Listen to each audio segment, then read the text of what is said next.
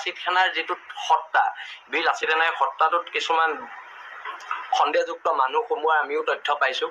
আৰু যদি সন্দেহযুক্ত মানুহ আছিলে তেনেহ'লে আজিৰ পৰা বীৰ লাচিত সেনাৰ যিকোনো সদস্য হ'বলৈ হ'লে 3 প্ৰজন্ম খিলঞ্জীয়া হ'ব লাগিব। সেইটোৰ ওপৰত বীৰ লাচিত সেনাৰ স্থিতি স্পষ্ট। আৰু বীৰ লাচিত সেনাই অনাগত দিনত অসমৰ থলগিৰি মানুহখিনিক লৈ এখন ঐক্যবদ্ধ সংগ্ৰাম কৰিব। এখন সংগ্ৰাম ভাষা বচোৱাৰ সংগ্ৰাম, এইখন সংগ্ৰাম জাতি বচোৱাৰ সংগ্ৰাম হ'ব।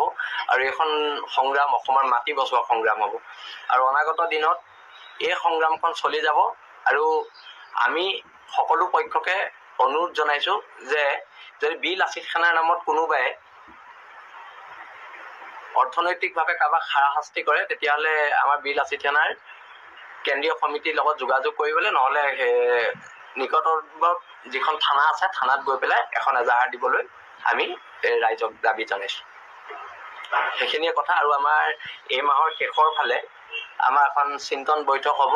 আমাৰ সমগ্ৰ অসমৰ সৈনিক গুৱাহাটীত উপস্থিত হ'ব। আৰু তাতে আমাৰ পৰৱৰ্তী কাৰ্যপন্থাৰ ওপৰত আমাৰ সিদ্ধান্ত হ'ব। আৰু আমি সংবাদ মাধ্যমক চিন্তন বৈঠকৰ পিছতে এই কথাখিনি জনাম।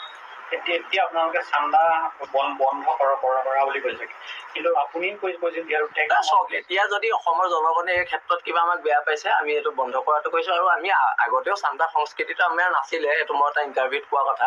কিন্তু কথাটো হৈছে কি, বীৰ লাচিত সেনাৰ সত্তাটোৰ নামত এটা সংগঠন চলাবলৈ অৰ্থনৈতিকভাৱে অৰ্থৰ প্ৰয়োজন হয়। আৰু আমাৰ শুভাকাংক্ষীয়ে আমাক এইখিনি অৰ্থ দিয়ে। কিন্তু এতিয়া কথাটো হৈছে কি, বীৰ লাচিত সেনাৰ নামত কোনোবা অবৈধভাৱে ধন সংগ্ৰহ কৰিব, সেই কথাটো যুক্তিসংগত নহয়।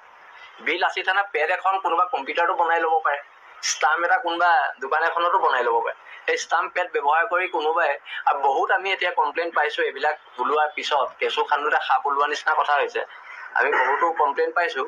আৰু সেই কমপ্লেইনবিলাকৰ এগেইনষ্টত আমি আজি সেইকাৰণে এখন প্ৰেছ মিট দিবলগীয়া হৈছে। যদি কোনোবাই আমাৰ নামত পইচা তুলিছে, ধন সংগ্ৰহ কৰিছে, সেইটো ওচৰত থানা আছে, থানাত অৱগত কৰক। নহ'লে আমাৰ যদি কোনোবা সৈনিক আছে, সৈনিকসকলক অৱগত কৰক। যে বীৰ লাচিত সেনাৰ সংগঠনটোৰ অটল অদম্য স্থিতিক দুৰ্বল কৰিবৰ বাবে যিসকল সৈনিকে ছদ্মবেশ ধৰি আমাৰ মাজত সোমাই পৰিছিল, সেইসকলকো আমি কঠোৰ সকিয়নি প্ৰদান কৰিছোঁ। আৰু এখন আমি তদন্ত সমিতি ইতিমধ্যে কেন্দ্ৰীয় সমিতিৰ ফালৰ পৰা জিলাই পঠাইছোঁ।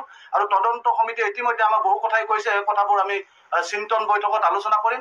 এটা কথা আপোনালোকে নিশ্চিত দি আমি আপোনালোকৰ আগত, অসমবাসীৰ আগত আজি ক'ব বিচাৰিছোঁ যে বীৰ লাচিত সেনাই কেৱল মাত্ৰ খিলঞ্জীয়া সৈনিক সদস্যৰ দ্বাৰা গঠিত, পৰিচালিত এটা অটল অদম্য স্থিতিৰে আগবাঢ়ি যোৱা এটা সংগঠন হ'ব।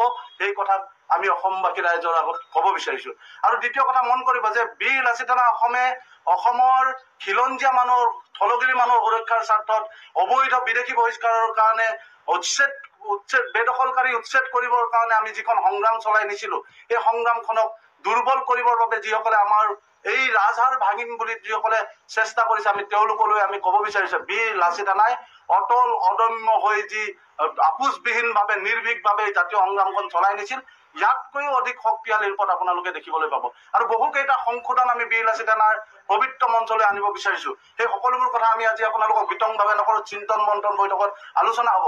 কিন্তু এটা কথা কওঁ যে ৰাইজে যেনেদৰে আমাক বিচাৰিছে, এটা খিলঞ্জীয়া ৰক্ষাৰ স্বাৰ্থত আপোচবিহীন কণ্ঠ হিচাপে বীৰ লাচিত সেনাই কাম কৰি যোৱাটো ৰাইজে বিচাৰিছে, ঠিক ৰাইজে বিচৰা ধৰণে আমি আগন্তুক দিনত আমি কাম কৰি যাম।